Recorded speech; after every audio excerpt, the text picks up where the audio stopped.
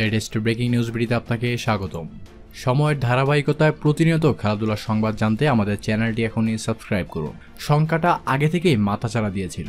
দক্ষিণ আফ্রিকার বিপক্ষে কেপটাউন টেস্টে বল ট্যাম্পারিং কেলেঙ্কারির পর অস্ট্রেলিয়ার জাতীয় দলের নেতৃত্ব থেকে সরে যেতে বাধ্য হয়েছেন স্টিভেন স্মিথ। এবার ইন্ডিয়ান প্রিমিয়ার লিগের দল রাজস্থান রয়্যালসও অধিনায়কত্ব থেকে সরে দিল স্টিভেন স্মিথকে। তার জায়গায় আজিঙ্কা রাহানেকে অধিনায়ক ঘোষণা করেছে 3 মৌসুম পর আইপিএল এর ফেরা ফ্র্যাঞ্চাইজিটির সহ প্রতিষ্ঠাতাদের একজন মনোজ বাদলে বলেছেন, আমরা আমাদের দল এবং টুর্নামেন্টের মর্যাদা বজায় রাখতে যে কোনো সিদ্ধান্ত নিতেই রাজি। আমরা বিষয়টি নিয়ে বোর্ডের সঙ্গে সবসময় যোগাযোগ রেখেছি। বোর্ড থেকে আমাদের যে পরামর্শ দেওয়া হয়েছে সেটাই আমরা স্টিভেনকে জানিয়েছি।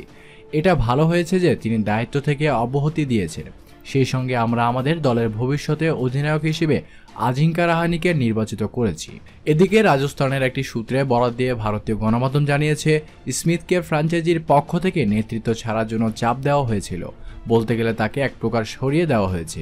শুধু অব্যাহতি পত্র দেওয়ার সুযোগ পেয়েছেন স্মিথ, যেমনটা ক্রিকেট অস্ট্রেলিয়াও তাকে দিয়েছিল জাতীয় দলের নেতৃত্ব ছাড়ার জন্য। 12.5 কোটি রুপিতে কেনা স্টিভেন স্মিথের নেতৃত্বে কেপটাউনে বল ট্যাম্পারিং কেলেঙ্কারি নিয়ে মনোজ আরও বলেছেন, দক্ষিণ আফ্রিকায় যা ঘটেছে তা একেবারেই অনুচিত। তাছাড়া যখন জানা গেল এটি পূর্ব পরিকল্পিত, তখন আমরা স্তম্ভিত হয়ে গিয়েছিলাম। যাই হোক, স্টিভের প্রতি আমাদের শুভকামনা থাকবে, তিনি যাতে খারাপ সময় কাটিয়ে উঠতে পারেন। ধন্যবাদ জানাচ্ছি আপনার মূল্যবান সময়টুকু দিয়ে আমাদের সাথে থাকার জন্য। যদি আপনার ভালো লেগে থাকে অবশ্যই লাইক, কমেন্ট এবং শেয়ার করতে ভুলবেন না।